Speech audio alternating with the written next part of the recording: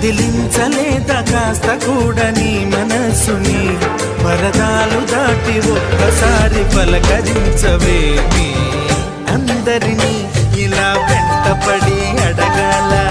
సరదాగా నువ్వే ఎదురైతే సరిపోదా నిద్రపోతున్న రాత్రి నడిగా గుటికి చేరిన గువ్వల నడిగా